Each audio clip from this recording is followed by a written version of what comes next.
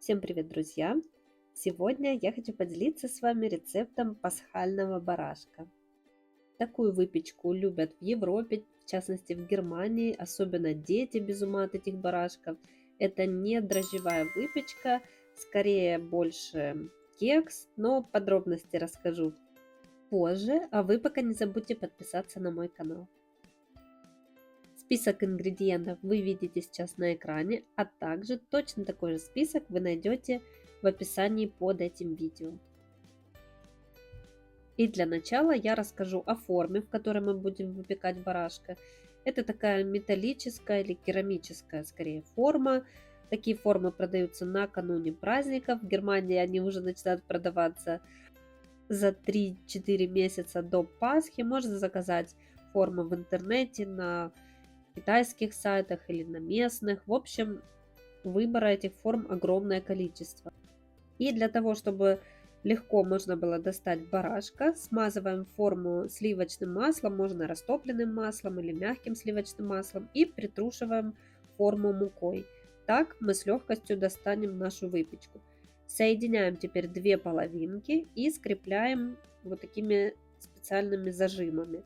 Они идут в комплекте в каждой форме. У меня самая маленькая форма, размер готового барашка 17 на 15 сантиметров. И количество ингредиентов рассчитано как раз на такую форму. Итак, приступаем к приготовлению барашка. Яйца взбиваем с сахаром на средних оборотах миксера. Можно замешивать даже вручную, либо в планетарном миксере, как вам удобнее. Мне удобно это делать ручным миксером. Замешивается все довольно быстро, без особых усилий. Добавляем размягченное сливочное масло и продолжаем взбивать. Напоминаю, что все ингредиенты должны быть комнатной температуры. Соединяем все сухие ингредиенты: муку, соль, разрыхлитель и цедру апельсина. Перемешиваем и частями добавляем в яйца. И продолжаем взбивать на средних оборотах миксера. Я использую уже готовую покупную цедру апельсина в виде порошка, но вы, конечно же, можете просто натереть цедру на мелкой терке, не задевая горькую белую часть апельсина. И в итоге у вас должна получиться довольно густая масса, которая чем-то напоминает крем. Если масса будет слишком жидкая, то при выпекании тесто просто вытечет из формы, поэтому ориентируйтесь на мою консистенцию теста.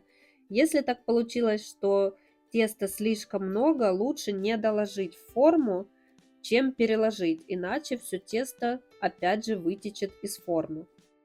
Выпекаем барашка в разогретой до 180 градусов духовке 40 минут. И вот такая красота у нас получается. При желании вы можете срезать вот эту верхушечку для того, чтобы барашек ровно стоял на тарелочке. Я этого делать не буду, потому как меня такой вариант вполне устраивает. Для того, чтобы легче было достать барашка из формы, мы сразу перекладываем его еще горячего на влажное полотенце, для того, чтобы он там остыл, отдохнул, и мы без труда достали его из формы. Помогайте сперва ножом, для того, чтобы легче было открыть форму. Как видите, слегка тесто вытекло, но не критично. Конструкция барашка сохранилась.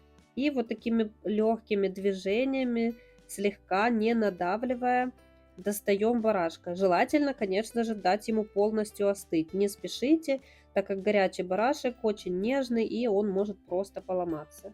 И вот посмотрите, какая красота получилась. Маленький, ровный, аккуратный барашек. Теперь притрушиваем его сахарной пудрой со всех сторон. И в принципе барашек уже готов. Конечно, вы можете сделать еще глазки растопленным шоколадом, либо изюм добавить. Я этого не делаю, мне он красивый и так. Но вы, конечно же, можете украсить его хоть шоколадом, хоть повязать какую-нибудь красивую атласную ленточку, так барашек будет еще краше. И так как мы его готовили к Пасхе, то украшаем, конечно же, вареными расписными яйцами. Согласитесь, выглядит очень симпатично. Дети, как всегда, будут в восторге.